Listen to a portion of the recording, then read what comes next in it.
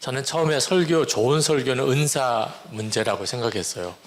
말도 잘하고 또 탁월한 감각도 있고 이런 분들이 좋은 설교자라고 생각했는데, 지금 생각은 마음의 태도, 설교에 대한 마음의 태도가 훨씬 더 중요한 요인이라고 생각이 듭니다. 우선 설교자 자신이 분명한 믿음이 있어야 하더라. 말씀의 능력에 대한 믿음. 말씀은 죽은 자도 살린다. 이런 믿음이 있어야 되더라. 우리가 에스겔 37장에서 마른 뼈들, 골짜기의 마른 뼈들을 에스겔이 말씀으로 다 살려내잖아요. 군대가 되게 하잖아요. 미국의 어느 신학교의 설교학 실습이 그거더라고요. 그 설교하는 신학생들을 데리고 공동묘지로 가요. 그리고 무덤 드리는 앞에 거기다가 설교단을 이렇게 만들어 놓고, 그리고는 한 사람씩 거기서 설교하는 겁니다. 과제물은 살려내라는 거예요. 무덤 속에 있는 사람 오늘 살아나오게 하라는 겁니다. 물론 그런 경우가 어디 있겠어요. 있으면 벌써 뉴스에 다 나왔겠죠. 근데 그런 감각을 가지라. 사람 아무도 없어요. 지금 앞에 무덤밖에 없어요. 그 자리에서 무슨 말씀을 도대체 전하나, 내가 말씀을 전하면 저 마른 뼈도 살아난다, 이런 감각을 갖도록 하는 훈련이겠죠. 그죠? 근데 이런 확신이 기본으로 있어야 돼요. 오늘 내가 말씀을 전하면 정말 마른 뼈 같은 심령이 군사로 일어난다. 그럼 말씀의 능력이죠. 내 능력이 아니고. 이런 확신이 있어야 말씀 사역을 계속 할 수 있는 것 같아요. 믿음인 것 같아요. 믿음. 그죠? 제가 경험해 본 바에 의하면 요즘에는 설교가 참 어려운 때입니다. 근데 진짜 말씀의 능력이 전해지면 듣더라고요. 들으려고도 오고.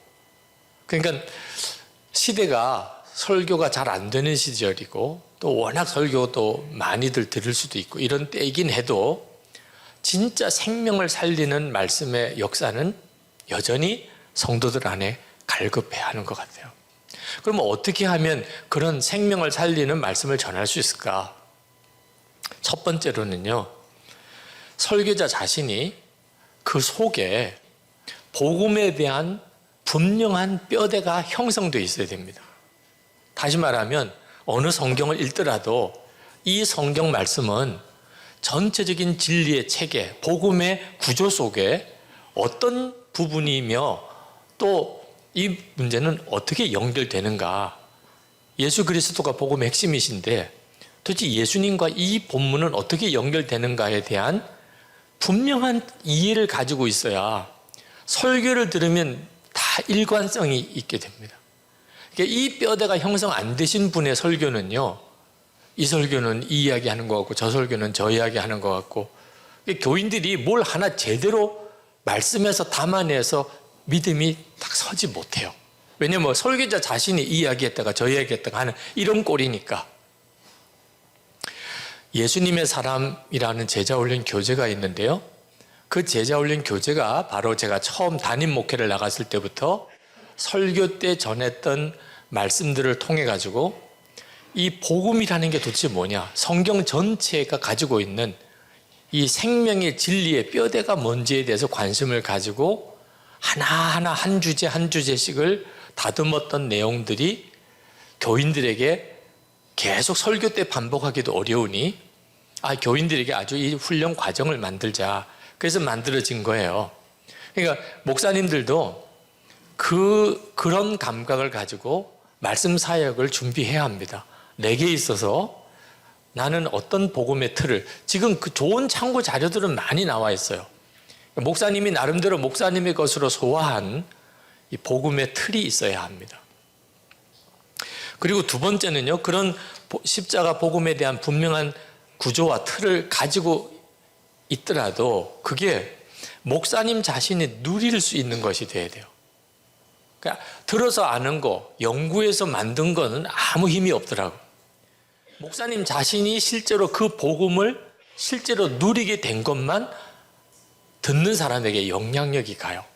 제가 벌써 한 25년, 30년쯤 됐나요? 그 전에 저희 친구 목사님 교회에 이제 부흥회를 인도를 하러 갔습니다. 열심히 저 나름대로는 열심히 설교를 했어요. 부흥회 다 끝나고 난 다음에 저희 친구 목사님이 저에게 제 설교에 대한 피드백을 해주더라고요. 유 목사 설교는 참 잘하는데, 그런데 불이라고 칠판에다가 이렇게 글자로 써서 설명하는 것 같은 설교인 것 같아. 불을 꼭 그렇게 칠판에다가 불이라고 써서 설명할 필요는 없잖아. 그냥 종이에 불을 확 붙여서 보여주면 확실하게 저게 불이구나 이렇게 알 수 있는 거 아니겠어? 그러니까 한마디로 제 설교가 전혀 무슨 영적인 감동이나 어떤 영향력이 없었다 이런 뜻을 제가 너무 상처받을까 봐 그렇게 돌려 말한 거더라고요. 제가 저희 친구 이야기를 듣고 친구니까만 해줄 수 있는 이야기 같다. 그러면서 제 마음속에 평생 나는 설교를 설명하나 아니면 진짜 불을 보여주는 설교인가, 제 설교를 스스로 이렇게 크리틱하는 중요한 기준이 됐어요. 자, 불을 설명하듯이 말하지 않고 실제로 불을 붙여서 보여주는 것 같은 이런 설교가 되어야 성도들에게 심령에 찔림도 되고 성령께서 역사하시는 도구가 되는데, 그게 복음을 자기가 살아낸 경험이 반드시 그 이야기를 말해주는 거예요. 십자가의 복음, 부활의 복음, 그리고 주님과 동행하는 삶, 실제로 그 전한 말씀을 본인이 살아낸 것이어야 한다는 거예요. 그리고 세 번째가 성경이 설교하게 해야 되는 거구나. 이 점에 대해서는 강해 설교에 대해서 워낙 많은 자료가 나와 있으니까 더 말씀은 안 드리겠어요. 근데 그전에는 명확한 그 점에 대해서 인식이 없었기 때문에 대부분 주제 설교를 했었습니다. 근데 내가 똑같은 이야기를 반복하고 있구나. 그걸 깨달았어요. 그게 주제 설교 때문에 그렇게 되는 거더라. 내가 가지고 있는 이 생각의 사고 틀 속에서 계속 메시지가 맴도는 거예요. 이걸 탈피해야 되겠다.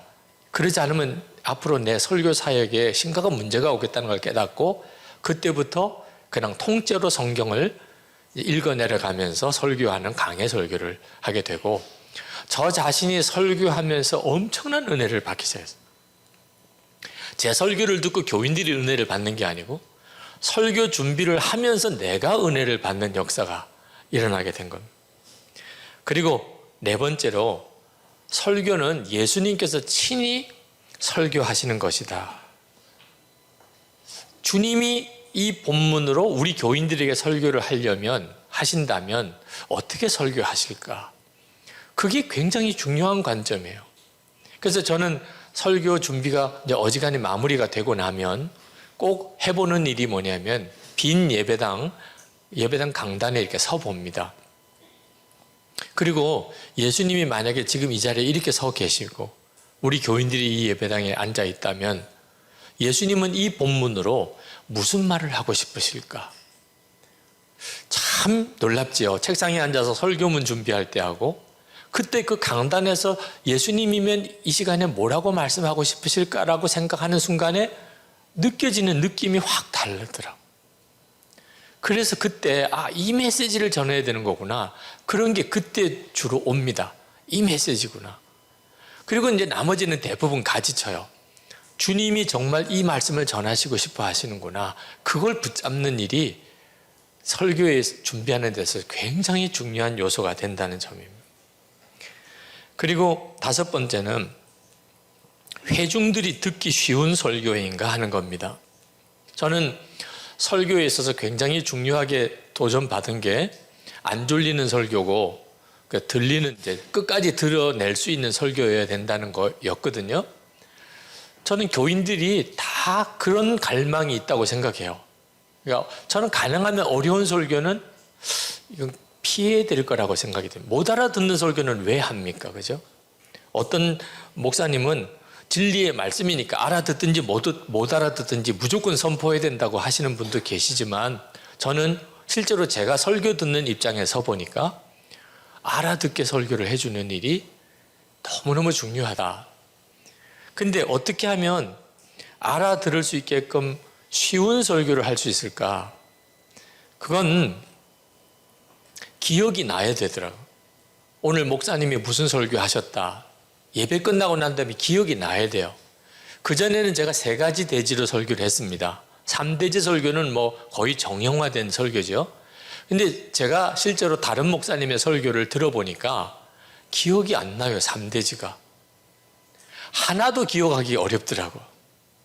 그러니까 기억 안 날 걸 3가지씩이나 왜 이야기해요? 그냥 처음부터 한 가지만 이야기하고 끝내는 게 훨씬 낫겠더라고요. 그래서 그때부터 제가 한 가지 주제에 대한 설교만 합니다. 처음부터 시작까지 그냥 그 한 가지 이야기만 하는 거예요. 그런 설교가 듣기가 쉽더라고요. 그리고 제 설교를 한 문장으로 딱 요약하면 뭔가 항상 그 생각을 해요. 그래서 그 내용에서 시작부터 끝까지 갑니다. 그렇게 설교문을 준비하려고 합니다. 그래서 그런 감각을 가지려고 하다 보니까 이제 회중들이 뭐 100명이든 1000명이든 앉아 있어도 그 중에서 어느 한 성도, 그 교인의 평균 이하, 평균보다 약간 이하의 지적인 능력과 말씀을 드러낼 능력이 있는 사람, 그 사람을 1대1로 이야기하는 것처럼 그렇게 설교를 해요. 그게 가장 드러내기가 쉬운 설교더라고요. 그러니까 모든 회중이 마치 나에게 1대1로 이야기하는 것처럼 그렇게 들으시더라고요. 그리고 또 하나가 6번째, 구체적으로 어떻게 하라는 것인가, 적용이 강한 설교. 설교에서 은혜를 받았다는 말은 대부분 어떤 뜻이냐면 몰랐던 걸 알았다는 것도 있지만 어떻게 살아야 될 것인지에 대해서 명확해진 경우 은혜 받았다고들 표현을 합니다. 그러니까 적용이 쉬운 설교여야 된다는 거예요. 그러니까 설교를 들었는데 그러니까 어떻게 살라, 이게 명확하게 딱 나와야 하는 겁니다.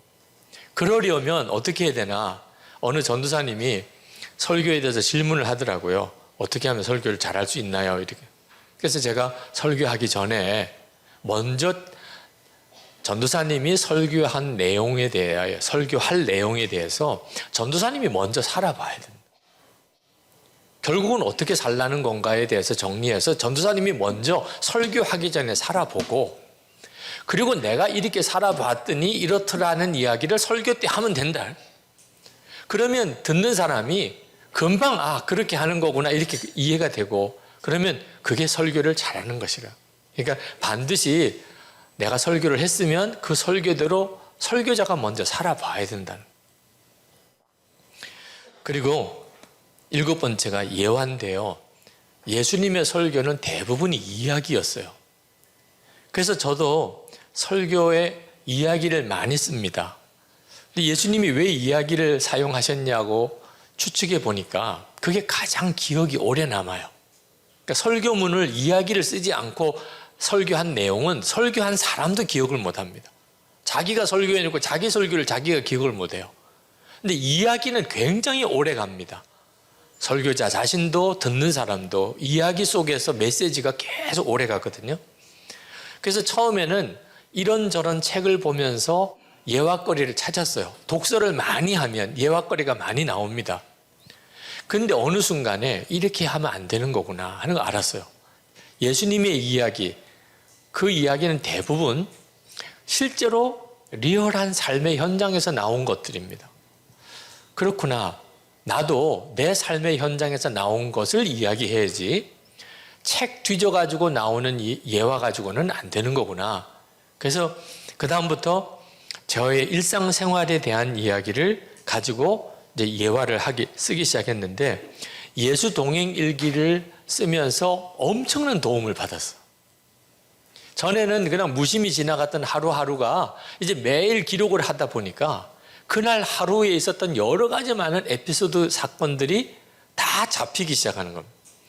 그리고 그 말씀에 적절한 경우가 나오는데 제가 실제로 한 주간 동안에 겪었던 일이니까 듣는 사람도 너무 편하고 또 실제로 적용하기도 너무 쉽고, 그리고 제가 실제로 경험해 보니까 예화를 들 때 설교자 자신을 자기 디스해 가면서 예화를 드는 게 제일 은혜롭더라고요.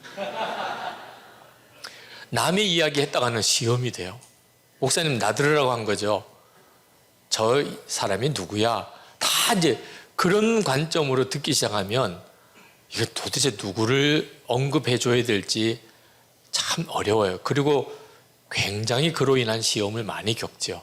근데 내 이야기 하면 시험 들 사람도 없고, 목사 자신이 그랬다고 그러고, 목사 자신이 실패했다고 그러고, 뭐 그러면 그 실패의 케이스도 리얼하게 다 나눌 수도 있어요. 그리고 이제 성령께서 역사하시는 설교를 준비하는 건데요. 기도예요, 기도. 저는 설교자로서 고민이 있었던 것이 개인적인 심령에 주님을 바라보는 것과 십자가의 복음과 그런 설교를 할 때는 반응이 비교적 좋아요. 그런데 뭐 한국 교회, 교단, 나라와 민족, 통일 이런 주제와 관련된 설교는 나름대로 열심히 하는데도 별로 그렇게 뜨거운 반응이 없어요. 뭐 다 고개를 끄덕거리기만 하지 뭐 이렇게 가슴에 이렇게 와닿는 게 없는 느낌이 있잖아요. 그래서 왜 나는 이런 어떤 중요한 한국 교회나 교단이나 뭐 우리 민족이나 나라나 또는 이런 문제에 대해서는 왜 참 감동적인 설교를 못하는 걸까 고민하다가 깨달았어요. 거기에 눈물이 없는 거예요. 눈물이. 저는 저 자신의 내적인 죄 문제, 그리고 십자가의 복음, 나는 죽고 예수로 사는 그 삶에 대해서는 눈물이 참 많아요. 울었던 적도 많고 통곡했던 적도 많고 뭐 꼬꾸라졌던 적도 많고. 그러니까 그런 주제에 대한 설교는 듣는 성도들에게도 은혜가 되는 모양이에요. 근데 저는 솔직히 뭐 우리 교단에 대해서 울어본 적이 없고 나라와 민족에 대해서 솔직히 뭐 울어본 적이 없어요. 저는 뭐 6.25를 겪은 것도 아니고. 근데 어느 날 하나님이 저에게 울게 하시더라고. 우리 감리교회에 어려웠던 시절이 있었습니다. 아마 아시는 분도 계실 텐데 진짜 비참하더라고. 우리 감리교회 전체 교단 대표가 되는 법적인 대표가 장로교 장로님이셨던 적도 있어요. 감독회장 선거가 막 문제가 생기면서 진짜 막 교단 위에서 그동안에 울어본 적이 없었는데 그 교단 위한 기도의 시간에 정말 통곡하고 울었어요. 하나님 정말 살려주세요. 그런 기도. 하나님 우리를 살려주세요. 근데 그때부터 우리 감리교회 한국교회를 위한 설교에 우선 저 자신이 뭔가 가슴이 달라요. 그러니까 저는 설교가 제대로 됐는지 안 됐는지를 점검하는 중요한 기준이 설교 준비할 때 눈물이 있었나.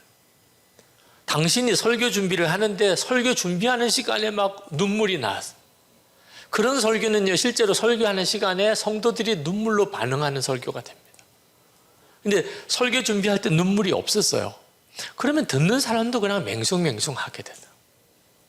나라와 민족을 위한 눈물도 계속 그 다음에 주세요. 이면수 목사님 석방 되셨는데 한 2년 전부터 새벽기도 때 갑자기 이면수 목사님이 만약에 나라면 한국에 있는 뭐 저 개인적인 관계도 전혀 없으신 분이지만 한국에 있는 목사들이 어떻게 기도해 주기를 원하실까? 내가 만약에 북한에 억류되어 있다고 생각하니까 이렇게 기도해서는 안 될 것 같아요. 그냥 이면수 목사라는 분이 북한에 억류되어 있다. 이걸 아는 정도만 가지고 이거는 정말 기도도 아니죠. 그래서 그때부터 새벽 기도 때마다 주일 설교 끝나고 목회 기도할 때 이면수 목사님과 북한에 억류된 분들을 위해서 기도를 하기 시작을 했어요. 나중에는 정말 눈물로 기도가 되더라고요. 나라를 위해서, 민족을 위해서 기도의 문이, 말씀 사역의 문이 이렇게 열리게 된 것이 그 눈물의 기도가 열리면서였습니다. 그게 저는 성령의 역사라고 생각해요. 성령의 충만한 설교는 사실 설교 준비할 때 나오는 겁니다. 9번째가 설교 크리틱인데요. 저희 교회에서는 목사가 설교하기 전에 반드시 교육자들 앞에서 설교 크리틱을 반드시 하게 되어 있습니다. 그래서 설교하기 전에 크리틱을 해줘요. 설교하고 난 다음에 크리틱은요, 정말 죽을 맛이에요.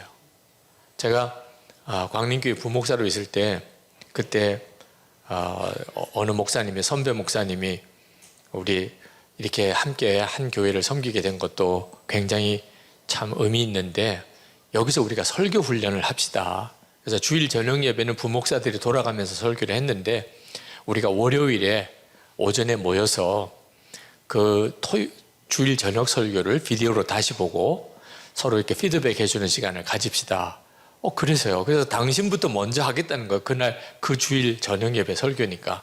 그래서 우리들은 다 좋겠다고 생각하고 이제 갔는데, 이제 방송실에서 비디오 테이프를 가지고 와서 이제 조그만 세미나 룸에서 이제 비디오 테이프를 넣고 이제 그분이 이제 설교하는 장면이 나와요. 우리는 어제 저녁에 봤기 때문에 뭐 특별한 문제가 없었어요. 저렇게 하셨지, 저런 메시지지. 그런데 설교하신 그분은 자기 설교하는 거 그날 처음 보는 거예요. 막 정말 말씀을 전하기 시작하는데 이분이 막 울그락불그락 안절부절을 못 하세요. 그러더니 중간쯤에 가서 그만합시다 이러고는 끄고는 나가셔버려요. 자기가 자기 설교를 못 보겠는 거예요. 내가 저렇게밖에 못하는 거야?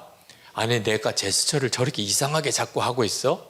아니, 뭐 또 어떻게 이렇게 말도 안 되는 자꾸 말을 저렇게 반복적으로 하지?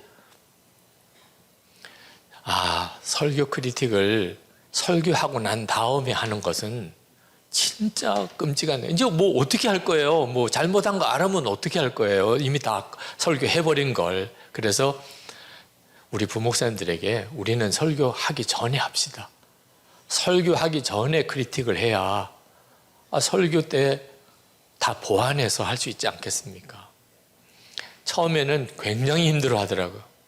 설교자가 설교 전에 설교문이 다른 사람의 손에 들어가는 것은 금기예요. 천기누설이에요. 그렇죠? 설교자가 가지고 있는 이 참 묘한 심리예요.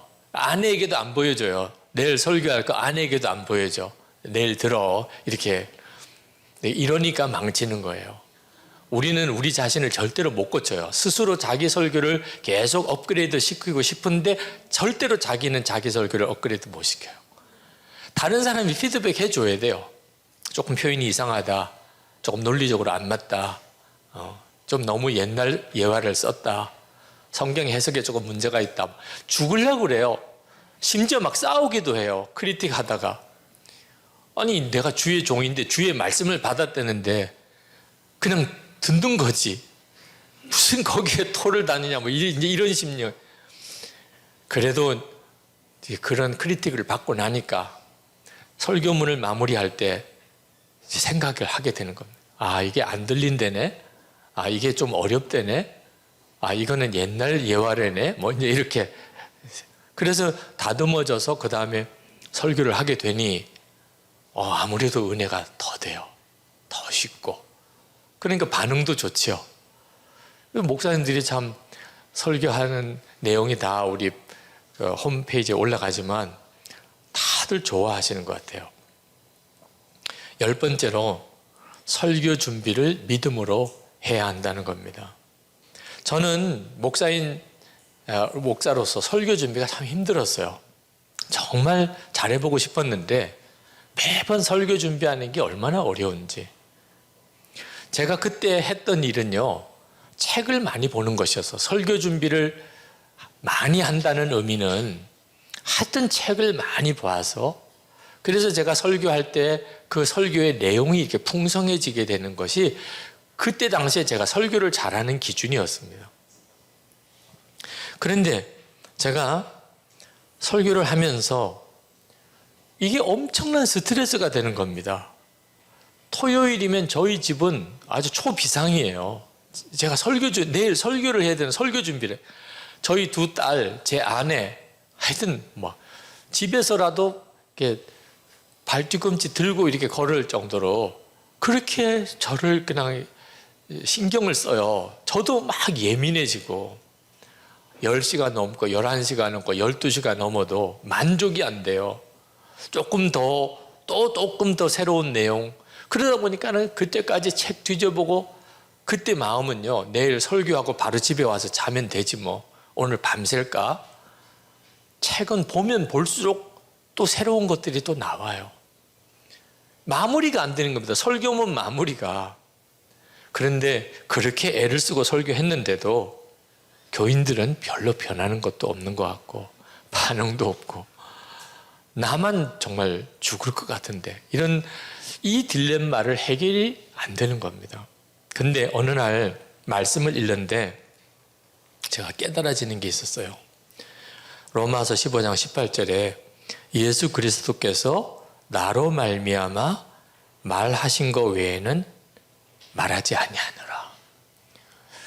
사도 바울이 고백한 겁니다.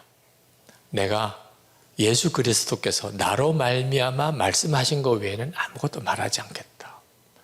제가 이 말씀에서 충격을 받았어요. 설교는 내가 주님에 대해서 설교하는 게 아니고 주님이 나를 통하여 말씀하시는 거구나. 그걸 명확하게 그때는 알겠더라고요. 그동안 내가 얼마나 잘못 설교 준비를 하고 있었는가 하는 것을 알았어요.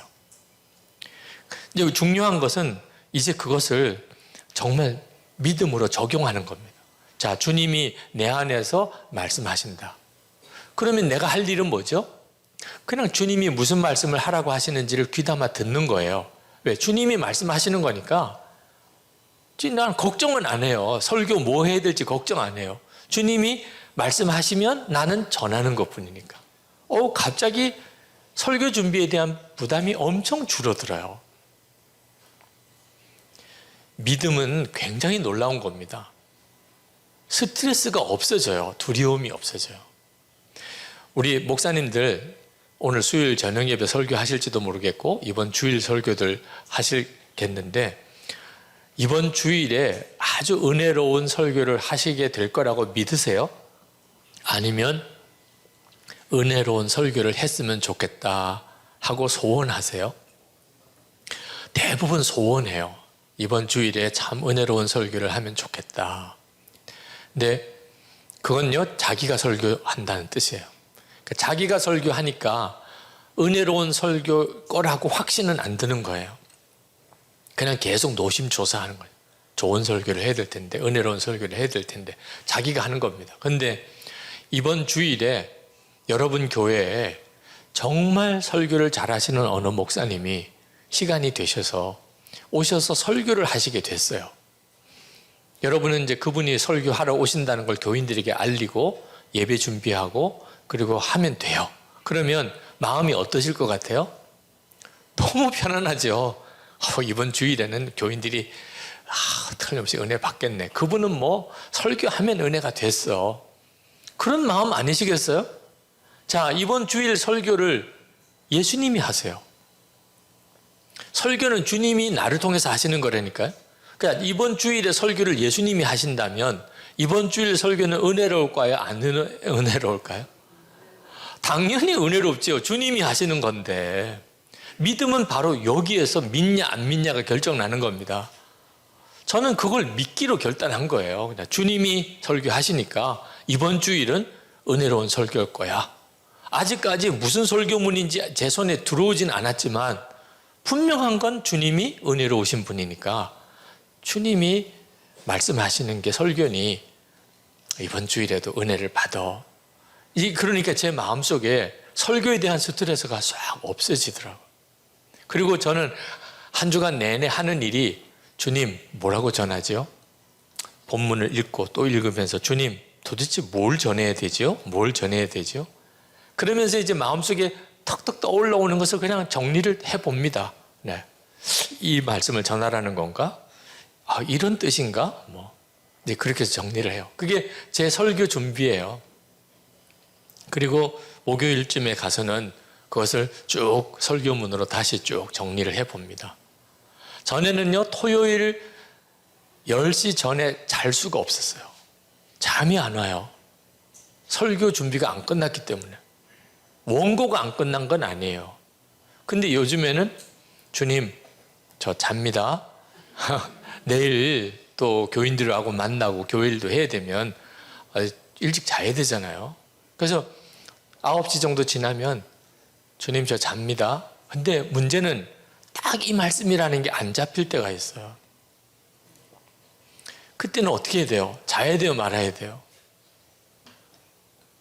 하나님 앞에 약속한 게 있어요. 주님이 저에게 꼭 전하라는 말씀 깨닫지 못했을 경우에는 설교 안 하겠습니다. 그러면 교인들이 더 좋아할 것 같더라고요. 오늘은 주님이 말씀을 안 주셔서 오늘은 설교 안 합니다. 통성 기도하고 마치겠습니다. 그러면 교인들이 너무 좋아할 것 같아. 생각해 보니까 왜 그런 놀라운 걸 내가 그동안에 몰랐을까. 그냥 마음에 진짜 이건 믿는다는 게 그걸 말하는 겁니다. 주님이 말씀을 주실 거고 안 주시면 안 전하는 거죠. 끝까지 이게 주님이 주신 말씀이 없다 이렇게 느껴지면 안 전하는 거죠. 그러니까 9시쯤 지나서 이제 씻고 자야 될 때 주님 잡니다. 확신이 없으면 저 내일 그냥 설교 안 합니다. 전에는 상상도 못 하던 일이에요. 근데 참 신기하죠. 아침에 새벽에 이렇게 눈 떠서 갑자기 맞아 그거야. 설교문은 한 주간 내내 준비를 해놨어요. 확신이 든 줄거리가 없는 거예요. 그런데 갑자기 이 모든 준비한 말씀이 통째로 꿰어지는 한 가지 영감이 딱 떠오르는 거예요. 그거구나, 그거. 이 내용들이 다 이 내용을 말씀하게 하신 거였구나라는 게 딱 깨달아지는 순간에 설교 준비는 끝난 거예요. 나머지는 다 가지치고 그 중심의 내용을 가지고 전하는 거죠. 그게 주일 아침에 세수할 때 갑자기 떠오르기도 하고, 그래서 아직까지 말씀 안 주셔서 설교 안 한 적은 없어요. 근데 어느 날 만약에 말씀을 안 주시면 주님 저는 그냥 깨끗하게 저는 설교 안 합니다. 이렇게 하려고 이렇게 마음에 결심을 했어요. 이게 대단히 중요한 결단인 것 같아요. 그러니까 대가지불이 없이는요 믿음의 삶이 안 됩니다. 많은 분들이 신락같이 주님이 말씀을 주실 때 불안해해요. 그러니까 말씀을 준비했는데 은혜가 되는 게 너무 작아. 내가 생각하기에 이 내용은 5분 이야기하면 끝이야. 근데 설교는 보통 한 30분은 해야 되잖아. 그러니까 보통 이런 경우는 어떻게 하냐면요, 그 신락 같은 5분 정도의 은혜를 30분으로 늘려요. 그건 우리가 얼마든지 할 수 있어요. 그죠? 이 책에서 따오고 저 설교문에서 따와가지고 한 30분 정도쯤 설교문 만드는 거는 우리는 신학생 때부터 다 훈련 받았잖아요. 그러니 다 망치는 거예요, 설교를.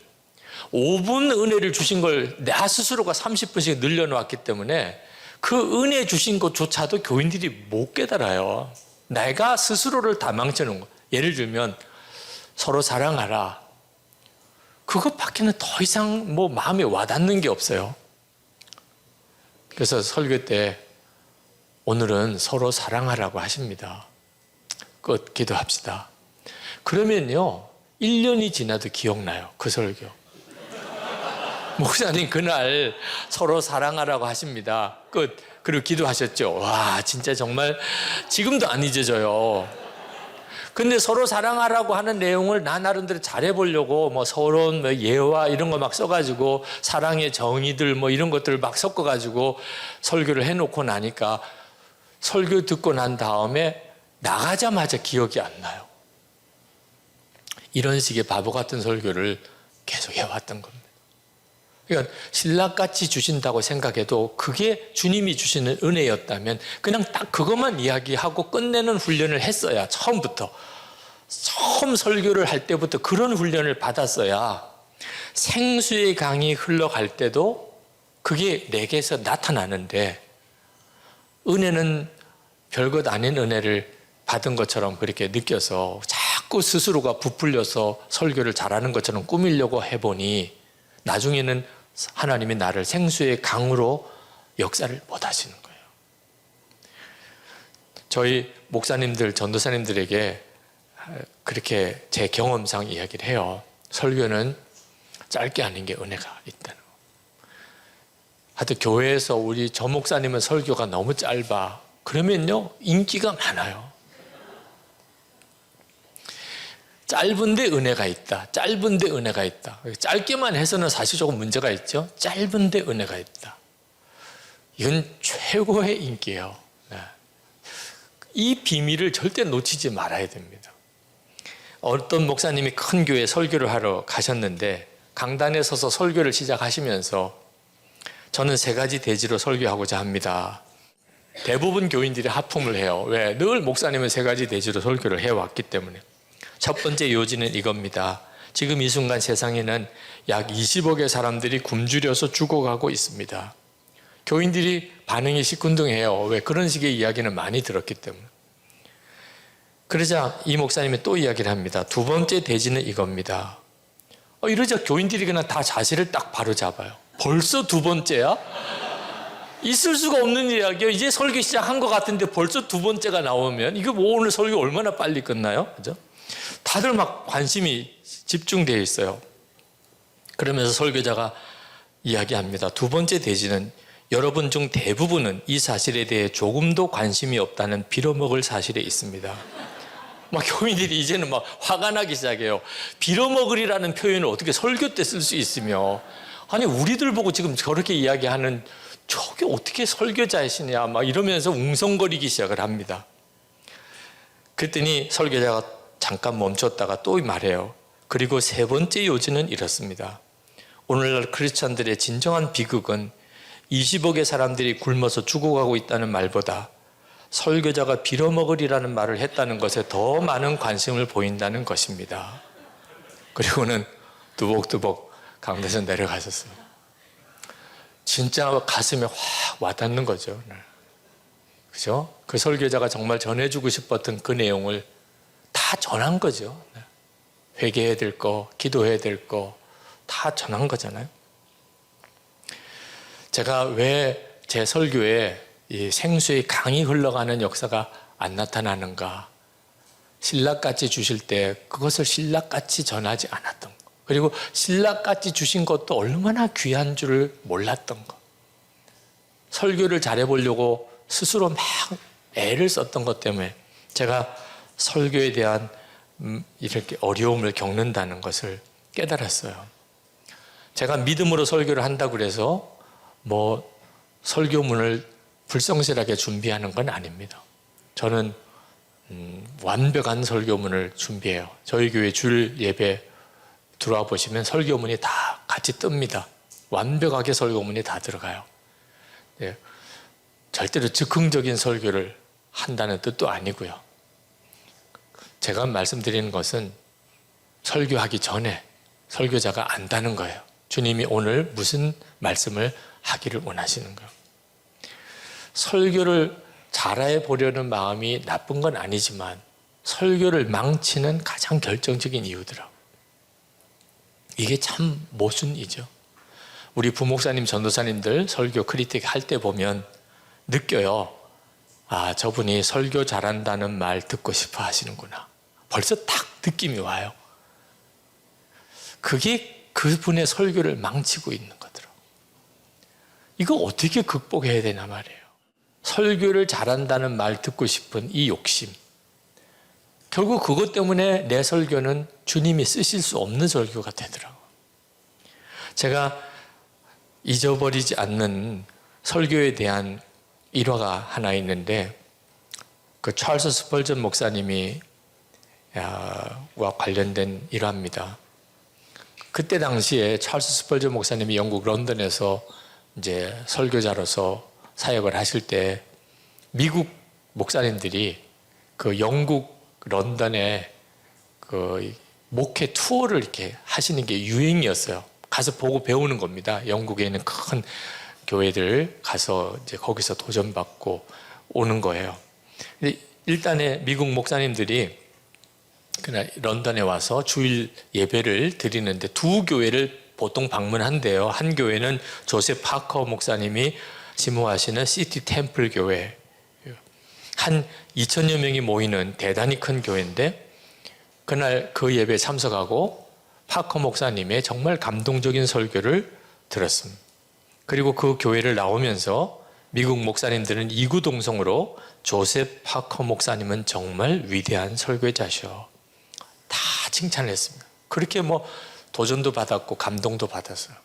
그리고 그날 이제 오후 예배는 시티 템플 교회보다 훨씬 더 크고 교인도 2배 정도 많은 스펄전 목사님의 교회 메트로폴리탄 태버너클 교회 가서 예배를 드렸습니다.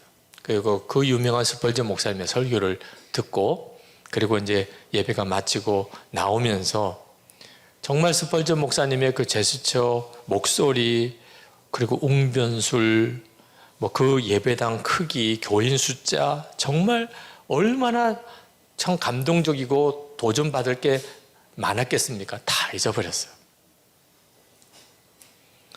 그들이 이구동성으로 했던 말이 딱 한마디, 예수님은 정말 위대한 구주이셔. 그랬다는 이 이야기. 이게 정말 설교자가 붙잡아야 하는, 내가 설교를 잘하고 싶은 게 아니고 예수님 그분이 얼마나 놀라우신 분이신가. 그게 설교를 살리는 거예요.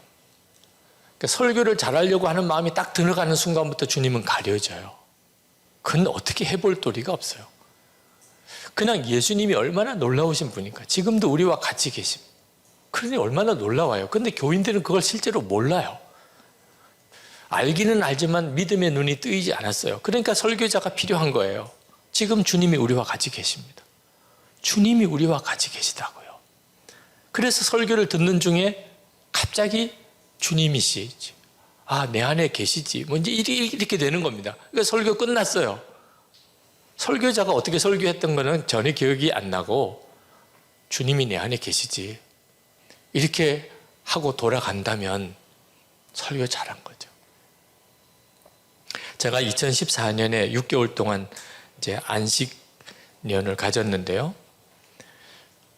저는 몰랐어요. 그 안식년 마지막 주간이 그렇게 힘들 거라는 걸 몰랐어요. 이제 주일 설교를 6개월 만에 다시 하는 겁니다.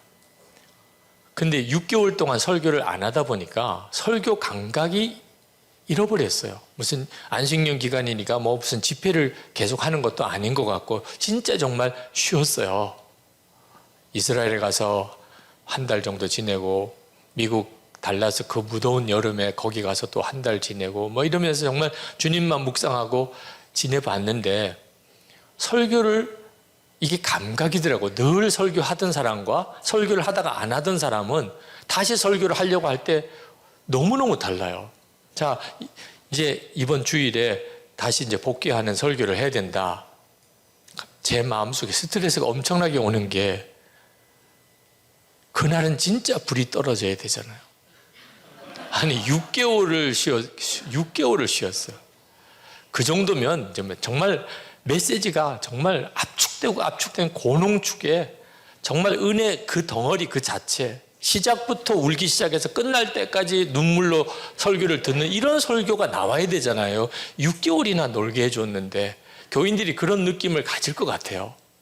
저도 솔직히 양심이 있으면 그런 설교를 해야 될 것 같고, 그런데 문제는 아무리 제가 설교문을 정리해도 그런 설교가 될 것 같지가 않은 거예요.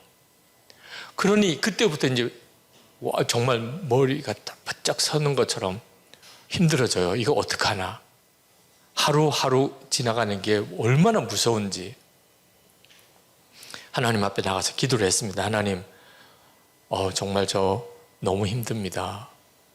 정말 불이 떨어지는 설교문을 주시든지 그때 딱 주님이 저에게 깨우쳐 주신 게 있었어요. 너는 왜 그렇게 설교를 잘하려고 하냐?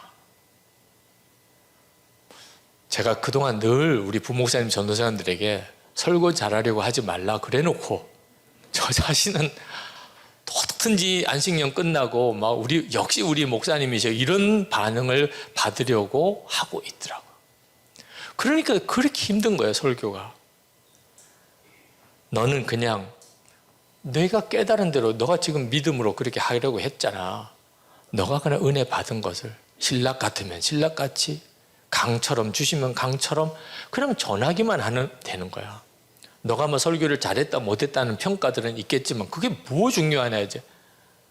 그럼 주신 은혜가 그거였으면 전하는 거지.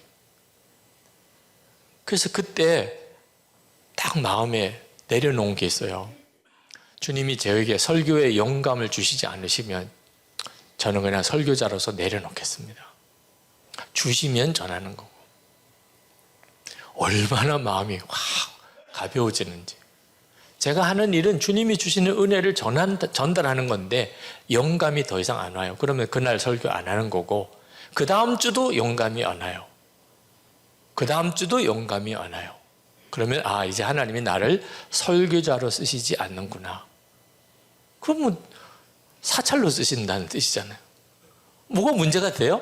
설교자로 쓰실 때는 설교할 거리를 주셔서 설교하게 하시고 이제는 너는 힘으로 내 일을 해라.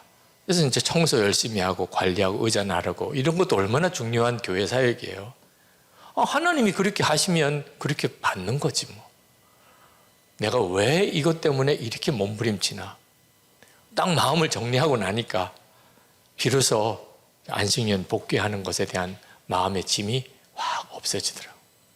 그리고 제가 설교문을 정리하면서 받았던 게 얼마나 귀하게 여겨지는지, 그 하나하나가 얼마나 제게 너무 감사한지, 그래서 정말 감사한 마음으로 설교를 할 수 있었어요. 설교의 가장 큰 보상은요, 주 예수님을 더 깊이 알게 되는 겁니다. 그게 설교자가 받는 가장 큰 보상이에요. 제가 설교하면서 하나님이 저에게 아주 참 어려운 명령을 하나 하셨습니다. 그것은 뭐냐면 외부 집회를 갔을 때 절대로 설교 사례비를 받지 마라 하는 거였어요. 워낙 계속 그 말씀을 하시니까 나중에는 순종을 안 할 수가 없어요. 그래서 그때부터 외부 설교를 하면 설교 사례비를 안 받았어요. 사실 설교 사례비가 문제가 있다고 생각은 안 합니다. 어느 목사님에게는 그 설교를 하고 사례비를 받는 게 그 목사님의 생활과 사역비예요. 하나님이 그런 구조로 설교자를 쓰시니까요. 선교사님이 와서 설교를 하셨다. 그럼 선교비죠. 또 어떤 이제 경제적인 아직 교회에서 충분한 사례가 되지 않을 때는 그 설교자의 생활비죠. 설교자가 생활을 해야 설교를 하는 거니까요. 또 무슨 자녀 학비든지 이런 큰 목돈이 필요한데 그게 그 일에 도움이 또 되고, 설교자도 헌금을 해야 되겠는데 그 헌금할 수 있는 힘도 되는 거, 다 필요한 거죠. 근데 저는 교회에서 다 해줘요. 제가 생활할 수 있게끔 다 책임져 줘요. 그러니까 저는 설교하고 사례비 받을 이유가 없는 거예요. 꼭 제가 집행해야 될 게 있으면 교회에서 거의 다 하시니까.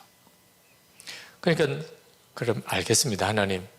저는 뭐 사례비는 안 받겠습니다. 그렇게 결정하고 이제 가면 저 사례비 안 받습니다. 그것도 굉장히 어렵더라고요. 사례비를 막 주려고 그러는데 저는 안 받으려고 하는 것도 그것도 만만치 않은 일이더라고요. 근데 그때 딱 제가 알겠어요. 왜 하나님이 저에게 설교 사례비를 받지 말라고 하셨는지. 저도 모르는 사이에 설교 사례비에 대한 마음이 굉장히 많은 거예요. 안 받아보니까 알겠어요.